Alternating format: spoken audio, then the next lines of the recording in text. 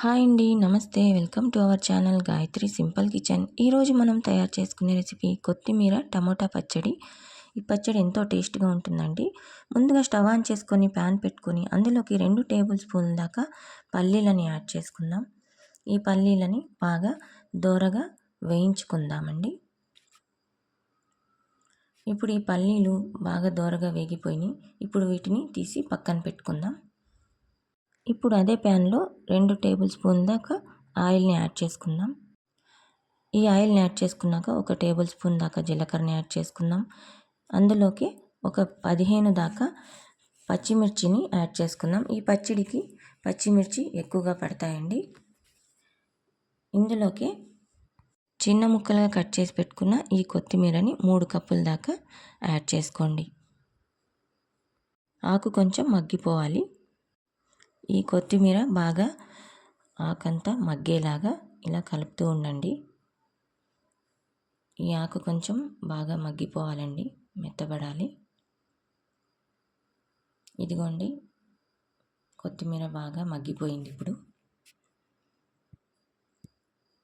ఇప్పుడు ఇందులోకి 4 పెద్ద సైజు టమోటాలని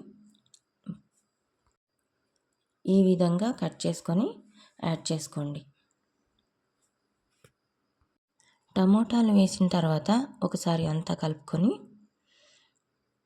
బాగా మగ్గేదాకా మంటని మీడియం ఫ్లేమ్లో పెట్టేసి మధ్య మధ్యలో ఇలా కలుపుతూ ఉండండి. మూత పెట్టేసి కలుపుతూ ఉండండి. టమోటా పూర్తిగా సాఫ్ట్గా మగ్గేంత వరకు మగ్గించుకోవాలి. ఇలా మధ్యలో మధ్యలో కలుపుతూ ఉంటే టమాటా మెత్తగా సాఫ్ట్గా మగ్గిపోతుందండి. సో ఇలాగా మధ్య మధ్యలో కలిపాక ఇలా సాఫ్ట్గా మగ్గిపోయిందండి. ఇప్పుడు వీటిని పూర్తిగా చల్లారిపోయేంత వరకు పక్కన పెట్టుకోండి.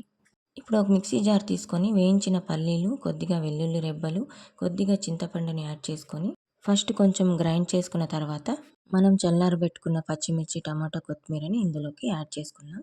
ఇప్పుడు ఇందులోనే రుచికి సరిపడ ఉప్పుని వేసుకొని కోర్స్గా బ్లెండ్ చేసుకోండి. ఇందులో వాటర్ అస్సలు వేయకండి.